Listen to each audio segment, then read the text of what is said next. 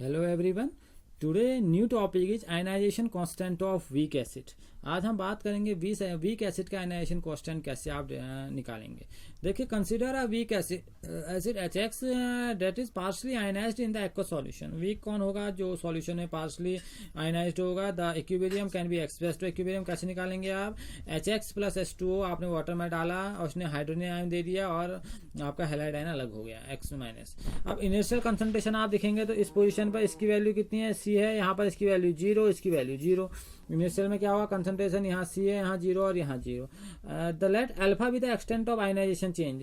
अब क्या होगा? आप कितना कुछ टाइम के बाद क्या होगा उसमें यानी कि आप बोल सकते हो उसके आयनाइजेशन में जब वो टूटने लगेगा, जब वो हाइड्रोजन आयन देने लग जाएगा या हैलाइड आयन अपने को अलग करेगा, तो कुछ समय के बाद अल्फा उसमें जो आयनाइजेशन का चेंज आया उसे हमने अल्फा बोल दिया।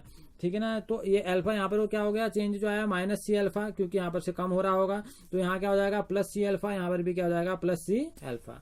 अब कह रहा है इक्विलिब्रियम कांस्टेंट। अगर आपने इक्विलिब्रियम कांस्टेंट निकालना है तो वही आपने करना है C अल्फा। ठीक है ना। और यहाँ पर क्या है? 0 माइनस, तो आप 0 देख ही रहे हैं, C अल्फा। यहाँ पर भी क्या हो गया? C alpha. C क्या है? Initial concentration of the undissociated acid.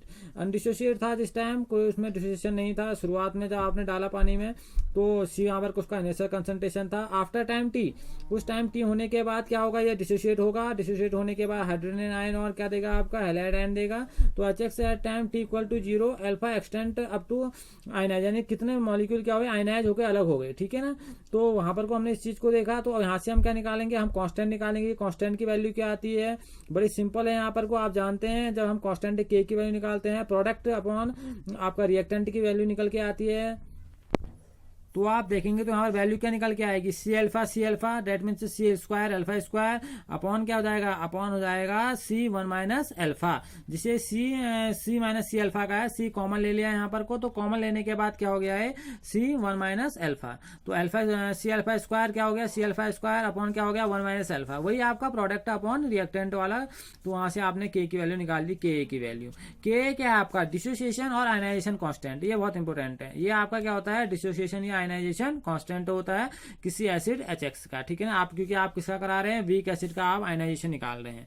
It can be represented alternately in terms of molar concentration. आप मोलर कंसंट्रेशन के टर्म में भी निकाल सकते हैं। वही आपका प्रोडक्ट अपॉन रिएक्टेंट K वाली बात में वही आपका हाइड्रोजन आयन का कंसंट्रेशन इंटू हैलाइड आयन का कंसंट्रेशन अपॉन क्या हो गया? टोटल HX का concentration.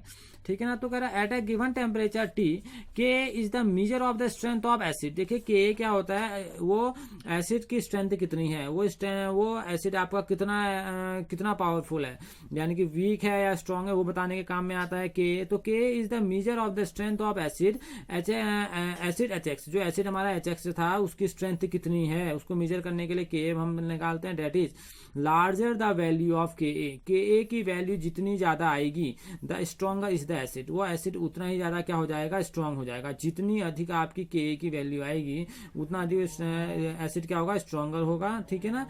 K is the dimensionless quantity. Ka की कोई भी डायमेंशन नहीं होती, वह डायमेंशनलेस क्वांटिटी है। ठीक है ना। और दूसरी with the understanding that standard state concentration of all species.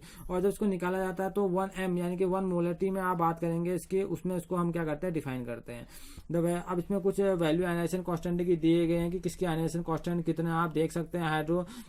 Hydrofluoric acid का दे रखा है, नाइट्रस एसिड का दे सकता है, फिनॉल का, सबका दे रखा है यहाँ पर को। ठीक है ना। आपका बेंजोइक एसिड का दे रखा है, बहुत सारे यहाँ पर को एसिटिक एसिड है, इनका वीक एसिड का दिया गया है। तो यहाँ पर को बताया गया है कि आप में इसकी वैल्यू क्या होगी। ठीक है ना। और पीएच स्केल क्या होती है? आप जानते हैं पीएच स्केल हमने थोड़ी देर पहले पढ़ा था कि हाइड्रोजन आयन कंसंट्रेशन को बताती है, उसके लिए बड़ी यूजफुल होती है स्पीसीज के लिए। ठीक है ना। तो उसके टर्म में अगर हमें निकालना हो तो हम उसको कैसे उसको डिफाइन कर सकते हैं? तो Pka इक्वल टू क्या होगा? -log Ka। तो अगर Pka निकालना है हमें, ठीक है ना, अगर Pka निकालना है तो हम क्या करेंगे? लॉगरिथम करेंगे। तो किसके लॉगरिथम के बराबर होगा? वो -Pka, क्योंकि जो आपकी Ka की वैल्यू आई। ठीक है ना। उस तरीके से भी हम इसको बता सकते हैं आयनाइजेशन कांस्टेंट को। तो ये है आपका ionisation constant of weak acid. तो यहाँ पर आयनाइजेशन कांस्टेंट को दिखाने के लिए पी के ए की वैल्यू को आपको दिखा रखा है, पी के इक्वल टू माइनस लॉग के ए, इस तरह से भी आप उसको दिखा सकते हैं। ये भी आयनाइजेशन कांस्टेंट ही है, ठीक है ना। और ये इनिशियल कंसंट्रेशन से हमने बात की कि इनिशियल कंसंट्रेशन सी था, उसके बाद हमने कुछ टाइम चेंज किया तो कंसंट्रेशन में चेंज आया, तो वहाँ तक की बात यहाँ पर को रखी गई है, ठीक है ना। ये कुछ स्टेप भी दिए गए हैं आपको कि पीएच आप किसी वीक इलेक्ट्रोलाइट का कैसे फाइंड आउट कर सकते हो। यहाँ बहुत एक सिंपल स्टेप यहाँ पर को दिए गए हैं कि स्पेसीज को पहले आप आइडेंटिफाई करेंगे कि वो लुईस है, वो ब्रोंस्टेड लॉरी एसिड बेस है या नहीं है, फिर बैलेंस करेंगे, फिर देखेंगे उसका कंसंट्रेशन क्या है, कंसंट्रेशन में क्या चेंज आया, फिर उसके हम उसे कैलकुलेट कर सकते हैं। तो आप यहाँ पर कोई एग्जांपल भी दिया गया, देखिए यहाँ पर जैसे एग्जांपल है, एग्जांपल भी यहाँ पर को समझाया गया है, तो आप जरूर इन एग्जांपलों को इस थ्योरी के बिहार पर बनाने की कोशिश कीजिए। जब आप इसको करने की कोशिश करेंगे तो इजीली आपको समझ में आ जाएगा कि ये कैसे चीज़ें निकाली जाती हैं और एक चीज़ों को आप कैसे फाइंड आउट कर सकते हैं, ठीक है ना। तो कोशिश कीजिए कि आप जितने जल्दी इसको कर सकें तो करने की कोशिश कीजिए। Okay, thank you.